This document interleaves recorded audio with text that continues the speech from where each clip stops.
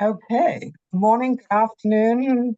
Hello to everybody, and thank you so much for joining us for another interview with somebody who has good stuff that we need.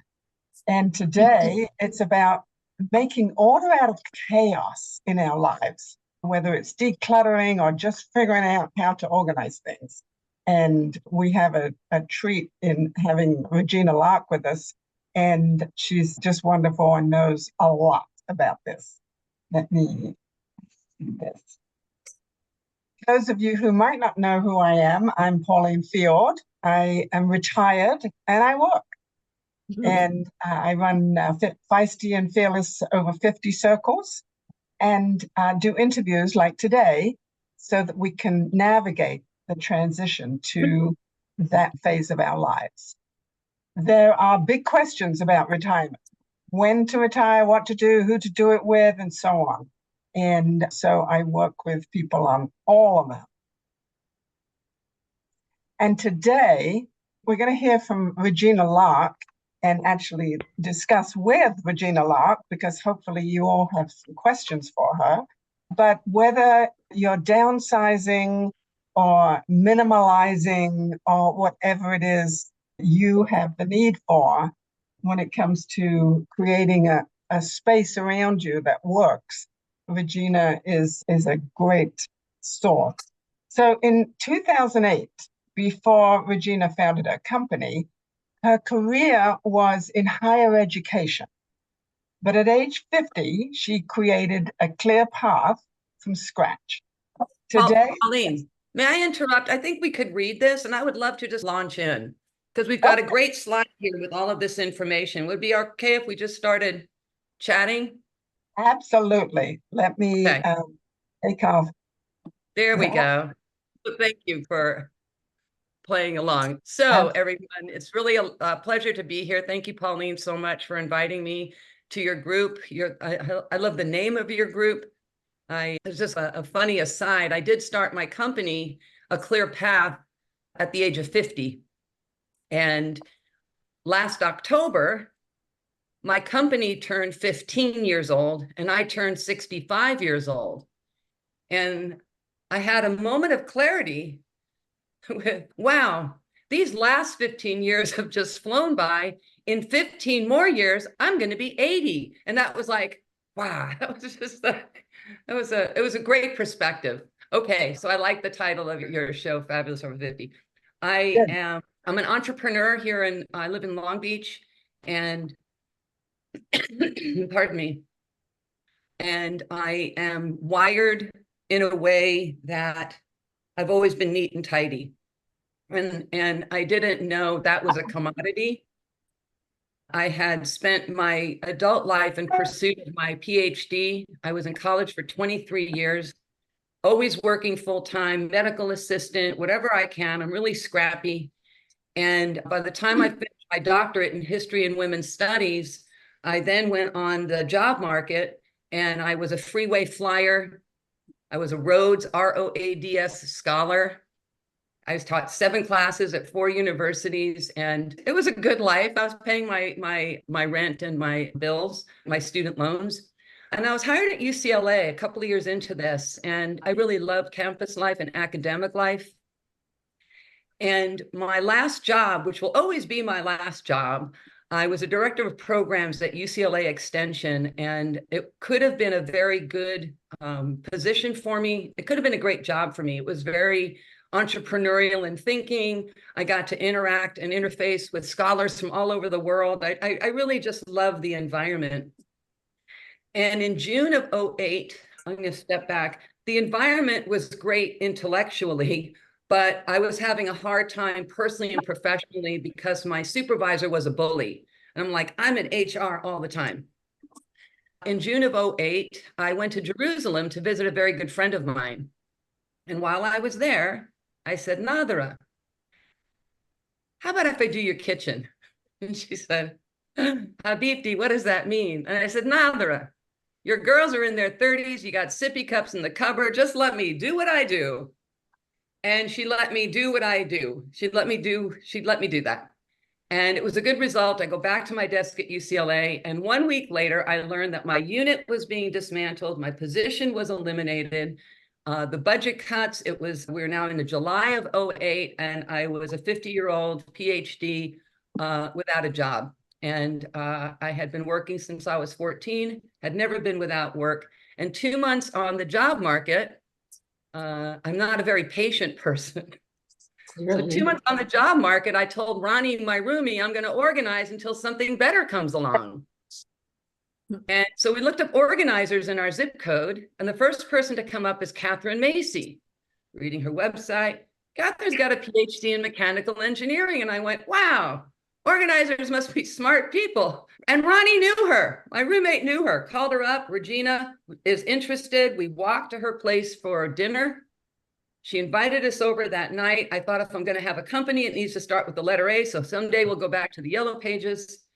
We go over there, and Catherine tells me everything about the organizing and professional organizing industry. There's an industry. We have conferences. There are chapters all around the country. Who knew?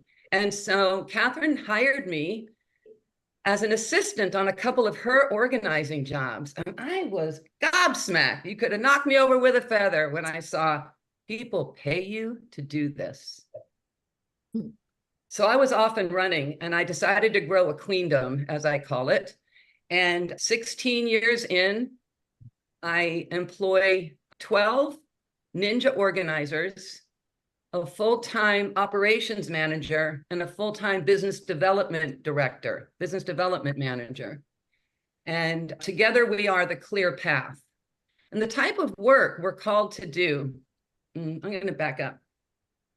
I fast forwarded too fast. When I started my company that first year, and this is relevant to why I'm here today, in that first year as an organizer, I encountered a couple of different client types that made me very curious about the kind of folks who call people like me.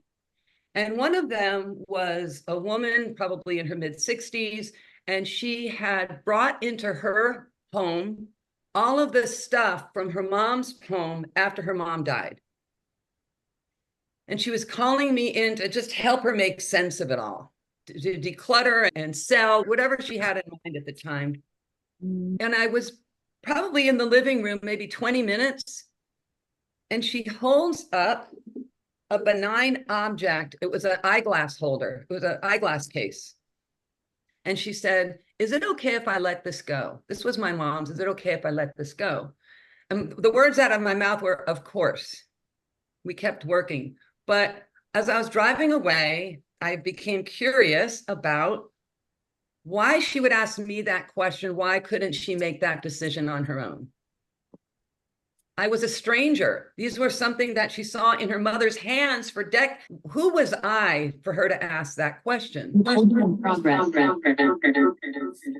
Can you all go on mute? Yeah, Or Sherry, can you mute, please? And if everybody else could, yeah. Here we go. We're good? Yeah. Sorry, I don't know exactly what happened. Yeah, Okay. they're not all on mute. Not everybody's on mute. Just because stuff happens. All right, back to the eyeglass holder. And I thought, why would I need, she was asking me permission. I felt like she was asking me permission to let something go. Another job, I'm brought in to help organize a really massive amount of paper. It was just paper everywhere. And we got through a session. We did 8 hours of paper. We got through a session of paper, and we worked side by side, hand in hand. And she said, can you come back next week? I said, of course. And she goes, what? Give me some homework, is what she said. I said, great. Before I come back, why don't you, since you saw how we did stuff, why don't you work on this pile of paper? She says, I'm on it. I said, great. And I went back the next week. And what do you think? Not only was that pile of paper not worked on, but there were other piles on top of that pile. And again, I just got really curious about that because, right, I'm in college for 23 years. That means I've done a lot of homework. I get homework. And she asked for homework. And if somebody gave me homework, I would have done homework. And it made me very curious about why she was not able to do her homework. I found out about the Institute for Challenging Disorganization. And the Institute for Challenging Disorganization is where I learned about how certain brain-based conditions that impact the brain's executive functions, stay with me, can lead to clutter and chaos. I'll explain to you what I mean.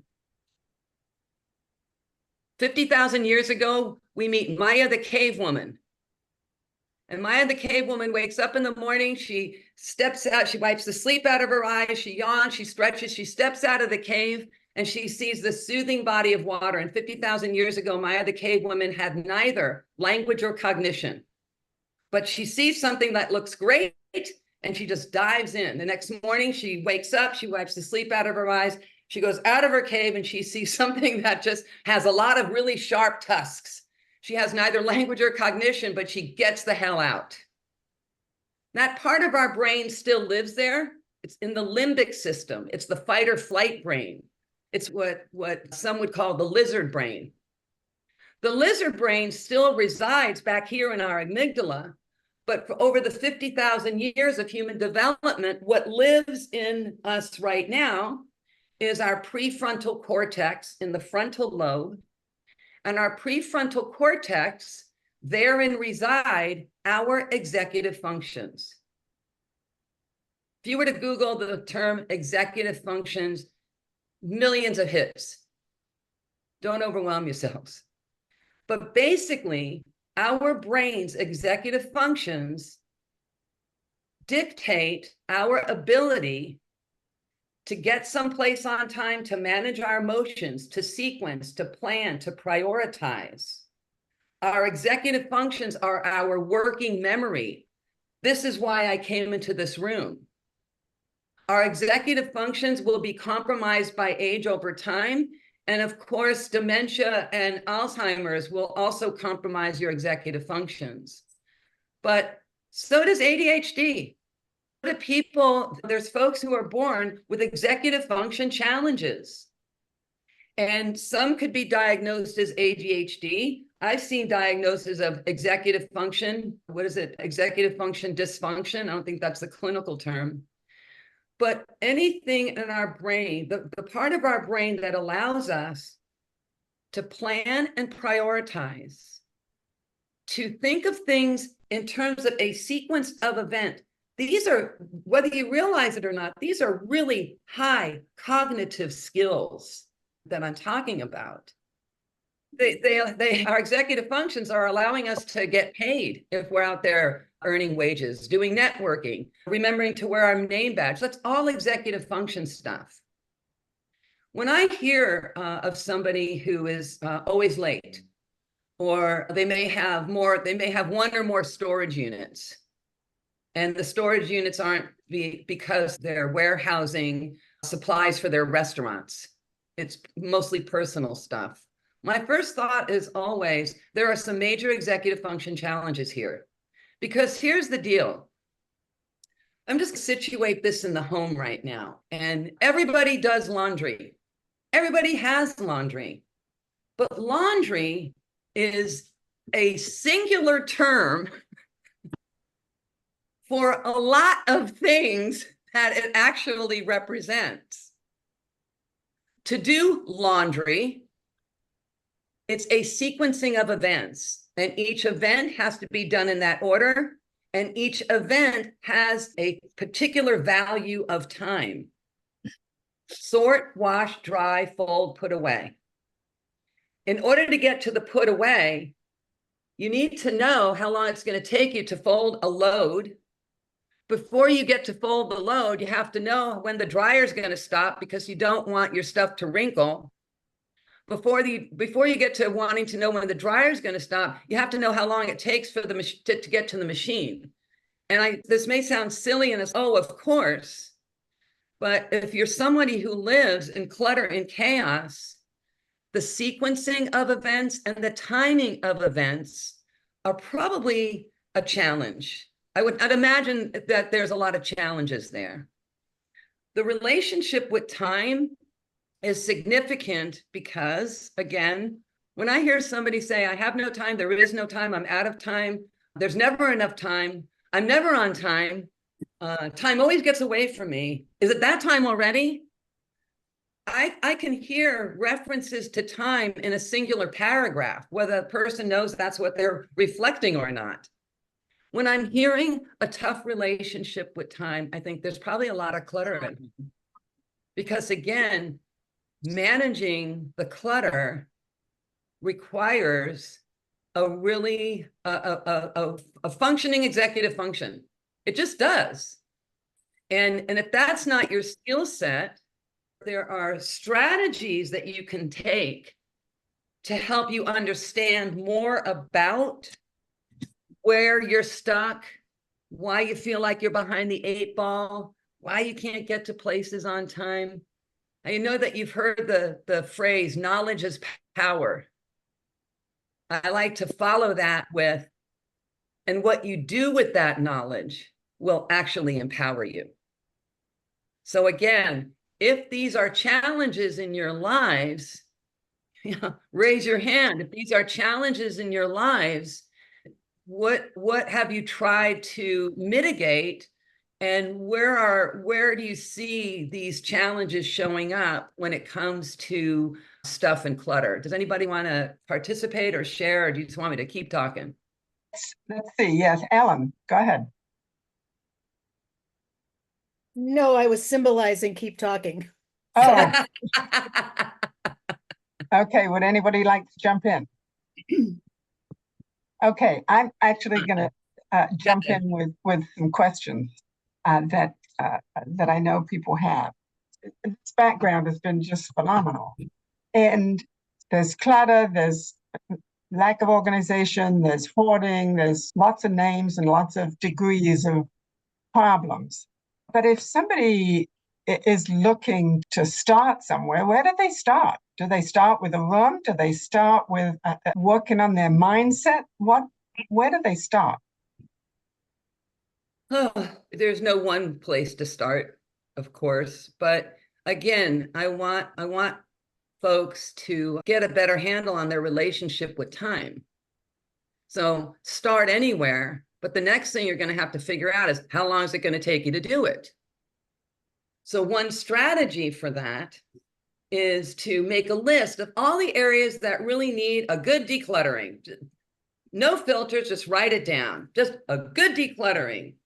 Bedroom, bathroom. We've got 5 junk drawers in the kitchen. If it's junk, why are you putting it in a drawer? Just write it all down. Just anything under the bed, above the closet. Just write it down. And then, without thinking much, write down how long you think it's going to take you to do each task. No filters. Just go boom. 5 minutes for the junk drawer. 20 minutes for the top of the closet, whatever it is. Just write down how much time you think it's going to take. Be honest. I was in a home with a woman a couple of months ago, and the whole countertop was just filled with stuff. There were pacifiers and computer cords and plastic bags and bananas. Everything was on that countertop. And I said, tell me what's going on here. And she goes, I look at that and I think it's going to take me so long to get it done. I said, just give it a time value. What? I said, tell yourself you're going to do it for 15 minutes. See what happens. It was like, don't let the stuff dictate to you, because the stuff is big and ugly and scary. You create create that paradigm shift. So anyway, so you write down all the things that you really need to declutter, how much time you think it's going to take you, then pick one area you think it's not going to take you very long, and it doesn't have a lot of emotion attached to it, because we'll get to the emotion part in a moment. But pick the junk drawer. You're in the kitchen, you have a junk drawer, and you'd like this junk drawer to actually be used for notepads and pens and scissors and stuff. You want to make it a different kind of, like an office-y utility drawer in your kitchen. So you decide you're going to assign 15 minutes to the junk drawer. And that's great. How do you do the junk drawer? You get a timer, set it for 15 minutes. You get a bowl of warm, sudsy water. You get an old sheet or towel. You get a recycle bin, and you get a trash bin. And then you put it on your calendar. It's got to be on your calendar. One of the reasons why we're successful with our clients is on everybody's calendar. So junk drawer, Friday morning, 9 a.m., 9 to 9:15. You get to the drawer, you clear away everything on the countertop that's over the drawer. You lay down the old sheet or towel, you open the drawer, you dump the drawer, you set the timer, and away you go. Sort, look, toss. You're going to come across a lot of keys and coins. Stick them in the warm, sudsy water. Don't leave your workstation. Just let them soak. They're gross and sticky. You're going to do all of this, and you're going to be surprised by some of the things you come across if it's been a junk drawer for a long time. And the timer goes off, and you're really not through. Great information, because now you know either for the next junk drawer you need more than 15 minutes, and see if you have the time to put into completing the task. So where to start is where you are capable. So if you think you're capable to do some of these more benign projects, like a junk drawer, maybe a linen closet.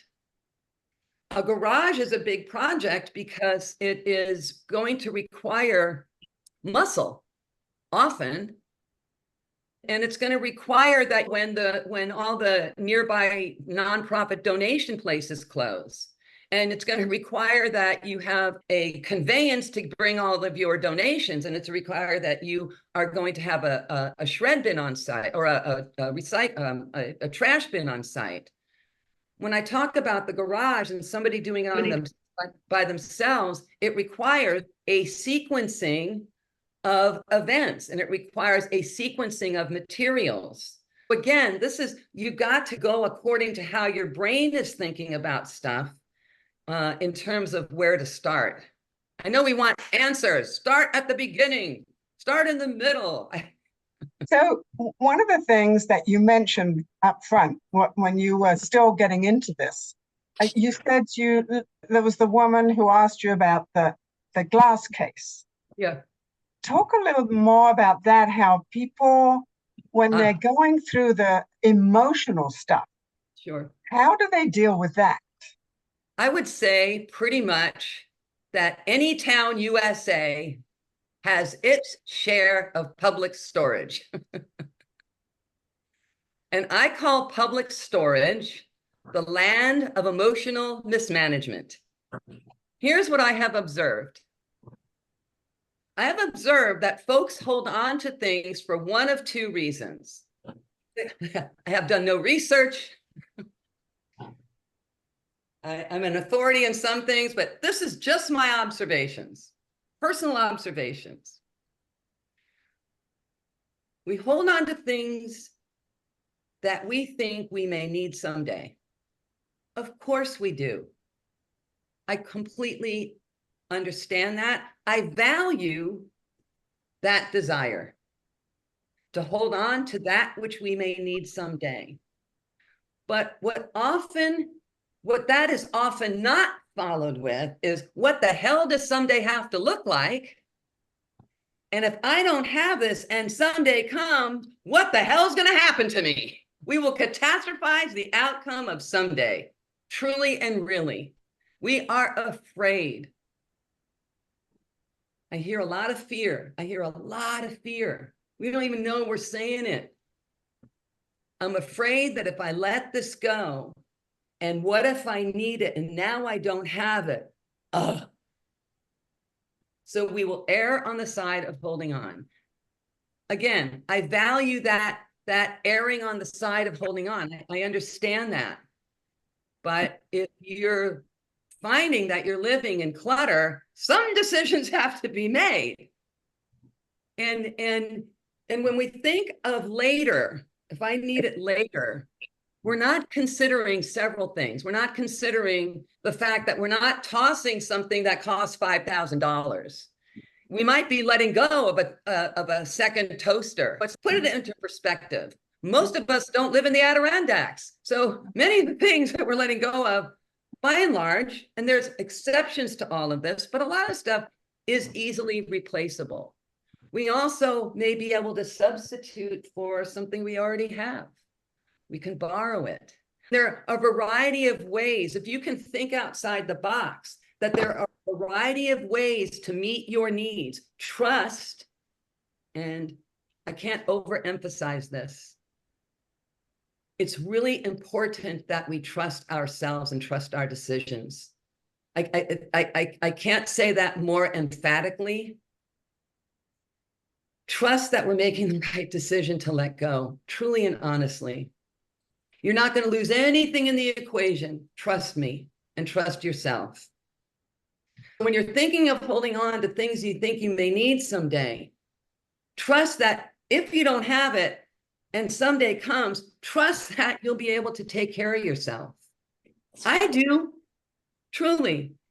Honestly, the only thing I missed that I've ever decluttered myself was a Bill Blass black pinstripe button-down shirt. I freaking loved this shirt. It was so soft, it's cotton, and I was working with a stylist and she'll get rid of the shirt. And I'm like, yeah.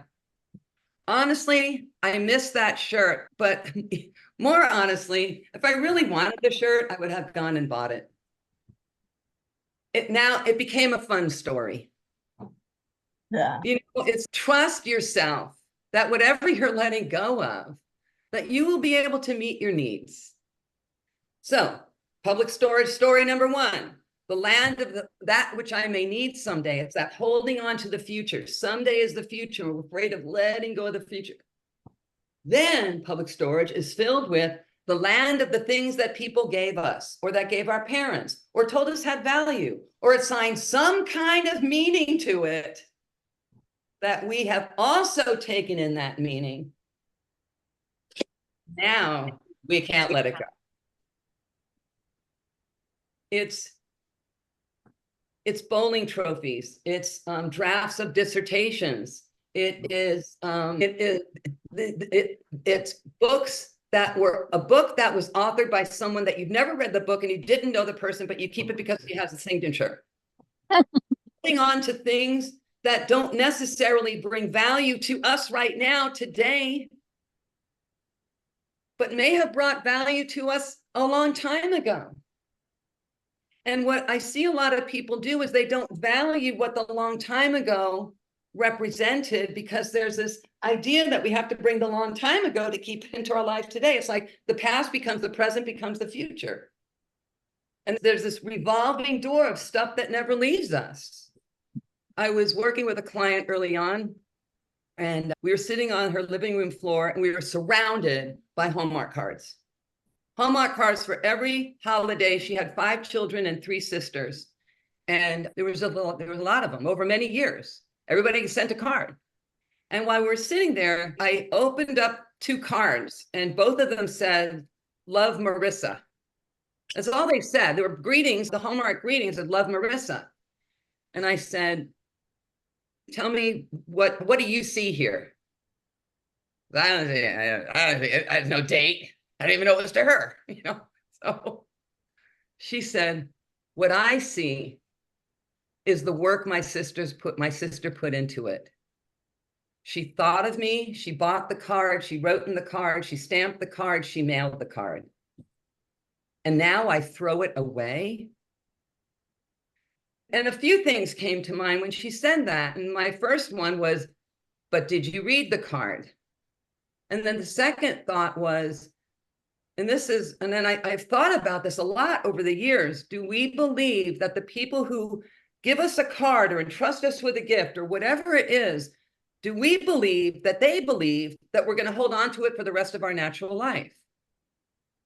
So I came up, this card thing has been part of my life for a long time, because I run into this in most homes, greeting cards. There's so many.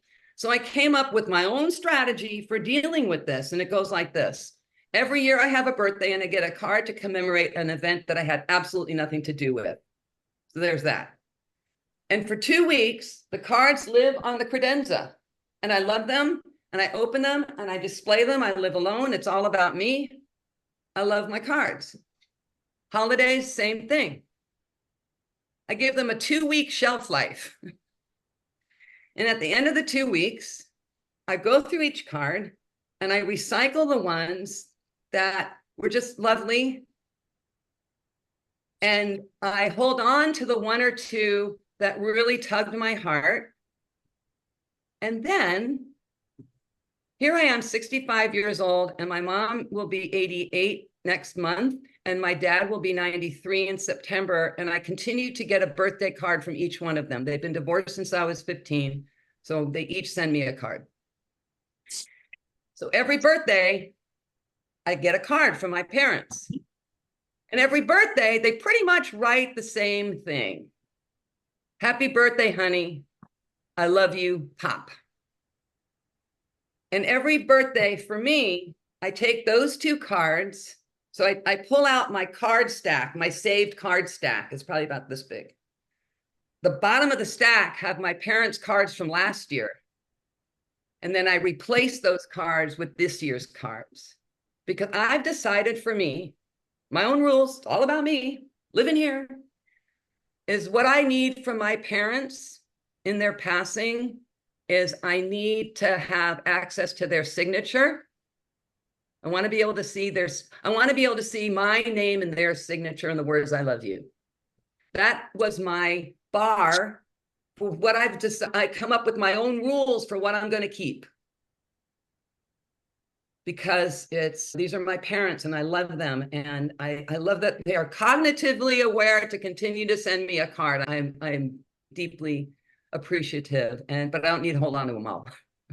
This is fabulous, fabulous. And I'm sure we can all make up rules about things.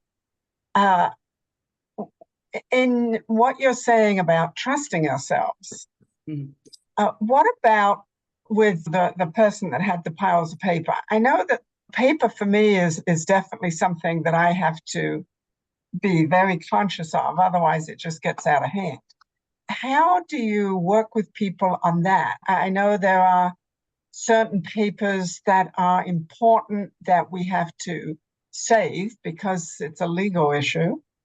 But what else? How do we make up those rules, whether it's just a piece of paper or a birthday You have to know card? some other rules. Yeah. So I made myself laugh a few years ago when I thought they still teach algebra in high school, but nobody ever teaches paper management. In algebra, you may need it when you're getting on the freeway, rate times time equals distance, and you get on the road. But other than that, I don't know if I use algebra, but we all could have used a big semester in paper management because there's always going to be paper. So here's the rules we need to know about paper. What do we need to actually keep?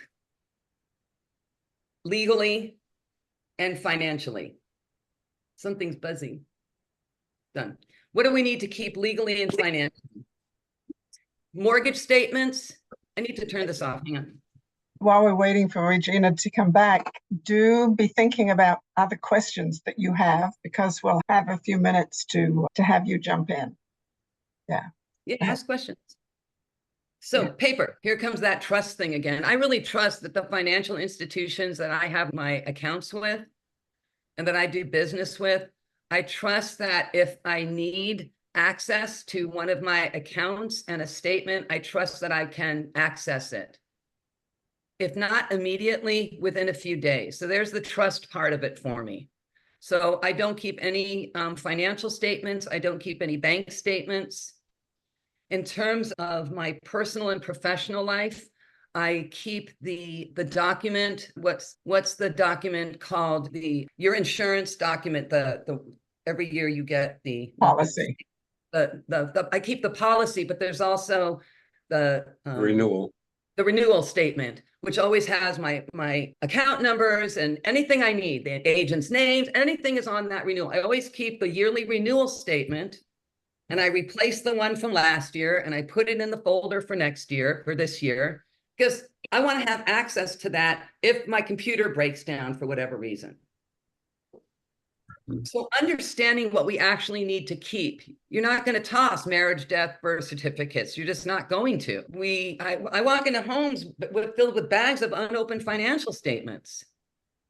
So getting clarity about what we need to keep. And then again, timing. When do you go through the paper? When does one go through the mail? One big fat suggestion with paper is when you get the mail, wherever it comes in, if you have to walk down to the mailboxes at the end of the cul-de-sac, if it's coming through your front door, if it's at the end of your driveway, wherever, if that's at your post box, wherever you retrieve your mail, make sure that you have built in the time to go through it and discard the recycling before it even comes through your front door. That's the time thing again. You go, oh, it takes me, the mail's here, it's already here. You've got to build time into your declutter projects. You have to. For a while, when I started A Clear Path, I was doing everything. The website, the networking, ordering my business cards, jumping up on top of dumpsters, making room for more stuff. I was doing it all. And so I figured out pretty quickly, because this is how I'm wired, that I was going to make Friday afternoon my business of business day. Friday afternoon was going to be, because again, I'm self-employed, I'm an entrepreneur, I'm not punching anybody else's time clock but my own. So for me, for a couple of years, as I was getting my legs underneath myself, Friday afternoon was business of business day. I went through everything. I cleared my desk. I was ready for the next week. But again, I had to be specific and measurable about the time. We can stop clutter because we're bringing it through our front door, or it already lives with us. From today, be judicious and brutal about what the hell you're bringing home. What has the right to live with you and take up space? Get really selfish here. When I moved from, I lived in a house in the San Fernando Valley, and one of the bedrooms in the house was my home office. And that's where I spent a great deal of time working on my PhD. And I was also teaching a lot of courses. And I had acquired 5 floor-to-ceiling bookcases. And yes, they were alphabetized by genre. Yes, I read every one. And I loved that the other grad students saw me as a resource. Regina, do you have this book? I don't want to go to interlibrary loan. And I said, yes, I do. It'll be in my bag and on campus the next day. I love that about myself. And I also thought you could come into my office and go, wow, there's some really high level stuff going on here. I had to move. And I know 2 things about Regina. I do not like being inconvenienced, and I personally won't pay for public storage. So I thought I was moving to a 1-bedroom, 1-bath apartment, and I thought, wow, if I take all these books to that apartment, I am really going to be inconvenienced. And public storage was out of the question. So I put an ad on Craigslist, and a smart young grad student came by and filled the car with we filled her car till the tires were flat. And I had to recognize that the books did not represent anything unless it was what I had assigned it to. Because I thought when you walked into my home office, you go, oh, somebody smart must live here. Oh, did you read all of these? And I put value on what they thought about me. So that when I finished dissertating and when I finished teaching and I moved into an administrative position at UCLA, the value of the books only grew. You know, it was weird, but they grew instead of diminished. Until I created a different perspective about the books were brought in for me to teach and to dissertate. They had served their value to me at the time, but I heaped more value on them after that. And that was on me. So again, when we're thinking about decluttering and organizing, what you want to ask yourself is, who assigned it value in the first place? And does that value hold meaning to me today? Because I want to feel comfortable and safe and clear in my surroundings today, not 10 years from now. Anyone want to jump in with questions of their own? Any specific questions that you have? Jim? Go ahead, Ellen. Okay. I don't really have a question. I do have a comment about my own cluttering, which is best friends with a time management timer called Pomodoro. Even my little brain can go, I can do something for 25 minutes. So I use that as a way to just tackle one thing. That's great, Ellen. I'm like, oh, shiny. It's like, and then I'm a women's historian and I have collections. And I also know that I'm on the hoarding spectrum. That said, I have Susan B. Anthony's signature, and I have Elizabeth Cady Stanton's signature, and I have a bunch of Amelia Earhart's signatures that I have actually used for displays like at the Pasadena Central Library. So I actually have used them. Now, do I know when I'm going to use them again? No. And they do. And oh, here's an item. I have the horse hides of my father's Percheron workhorses from when they used to use horses to pull plows. And I just go, I can't stand to throw them away. And I What have, about switch the narrative, Ellen? You're not throwing it away. Right. You're going to do a little bit of research to see what institution can benefit from this. I just spent an hour talking to the executive director of the June Major Lesbian Archives in West Hollywood. And they have ephemera going back decades of, as the talk was titled, Everything a Lesbian Ever Touched. And again, so there are so many places where those types of real authenticated documentation people would love. So again, these are very personal decisions. If they're not causing clutter, then they're not causing clutter. If you want to be able to access them, relieve the space of the stuff that no longer serve you in any of those ways, either that personal relationship with your dad or professionally what you were able to put on display or show to your students. Jim, you had a question. Just an observation, Regina. The executive function sets our priorities, right? Yes. We determine what needs to be done, and everything you do has an emotional content to it. Either benign or there's always some kind of feelings that come with every activity, and that includes stuff. People who have, and I don't have any moderate, even a moderate route of I've got a little bit of clutter. My closet's overfull. I have too many shoes at the bottom, but I don't care about that. I can find the shoes that I want, and I don't mind pulling the hangers apart to get the shirt that I want. It may take a little bit longer, but I don't think there's anything wrong with a certain amount of clutter if it's not an emotional drain. Yeah, great. What can I say? That's your relationship to your space. We all have a relationship to our space. I go into places that are unsafe and hazardous. I go into places where I think, why are they calling me in here? And they have their reasons. They believe that they can't do the fine tuning. So it's all our personal relationship. The ClearPath team will never go into a space and go, give me that, you don't need it. That's too crowded. Get it out of here. It's not our stuff, you know. Great. Other questions? This is Sherry. Is anybody else in front of me? No, go ahead. Okay. I guess I could put my video on for a moment here. My problem is a different clutter problem. It has to do with, it starts with bills and mail. And then, as I'm listening, I'm thinking, I think I have something maybe called guilt clutter, as in I get a lot of requests from nonprofits to donate. And so I look at them and almost all of them I would agree are great causes. And then I start piling them up here. Maybe if I get a little extra, I'll donate to this one. And then pretty soon I've got a stack of then the background of whatever that organization was and who they helped. And all of a sudden it keeps growing.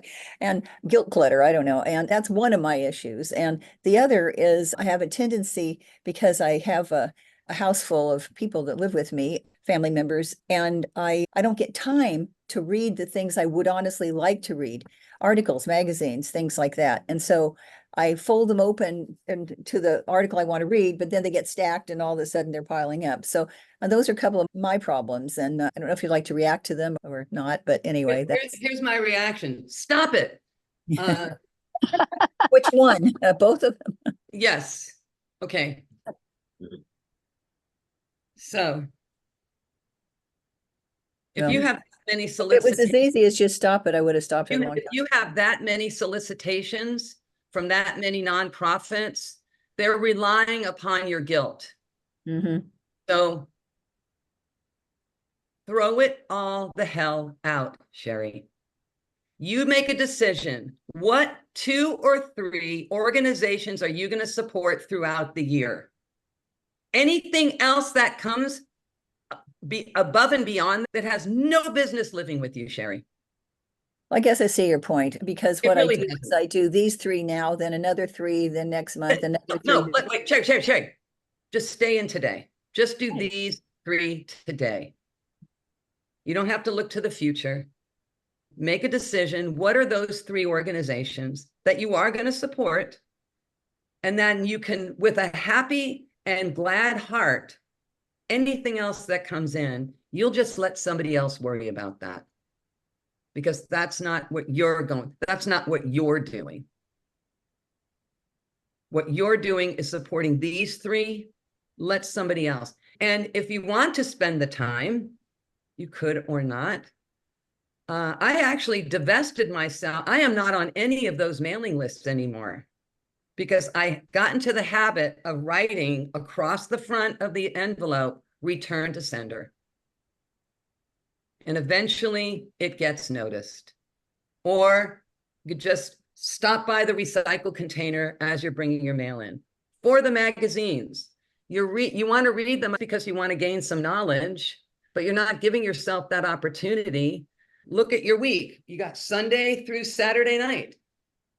In that block of time, when are you going to block out the time to do your free reading? You have to get it on the calendar, honey. Again, it's no surprise. One of the reasons I have a successful company is we got so much stuff. We got the jobs on the calendar. We make stuff happen. You've got to make stuff happen the same way, Sherry. It's got to be on the calendar. It's your priority. If that's what you want to do, otherwise just keep folding them back. Or bring it to the bathroom. I don't know, but you've got to make it, you've got to prioritize it some point of your week. Thank you. You're welcome. Alan, you had a question. Yeah. Hi, Regina. Can you guys hear me okay?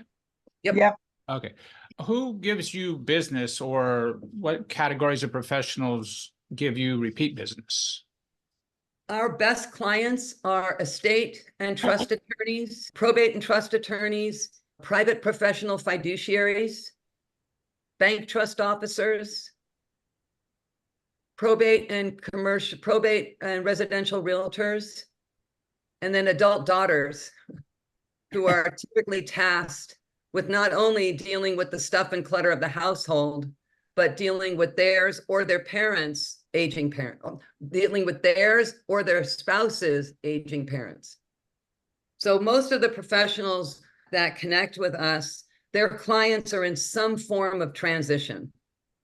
You're still muted if you're talking to me. Sorry, as a follow-up, who do you end up giving referrals to yourself? Who do you find needing help of resources for? Estate attorneys, private professional fiduciary, many realtors, because we're in people's underwear drawer. So we see need everywhere. So whatever, it could be with the house, certified financial planners. I'll come across, we've instructed the team to come across a lot of financial papers from a lot of different institutions. Start a conversation. Do you have a CFP? Regina can send you a referral. So really, whatever is out there that people need. I want to get a shirt that says, I know everything and I know everyone. What I don't know, who I don't know, I know who knows. I love it. I love it. Well, on that note, we're just about out of time. I'm going to share my screen again just so I can share the information on how to contact Regina. There you go. Yeah, so here's her email address, her phone number. She has a book, Psychic Debris, Crowded Closets. Go on and buy the book. And the first thing to do is to make a commitment to yourself. If you've got any kind of a clutter or chaos problem. And yeah, thank you so much. Thanks, Pauline. And this was a lot of fun and very informative. And thank you everybody for being here.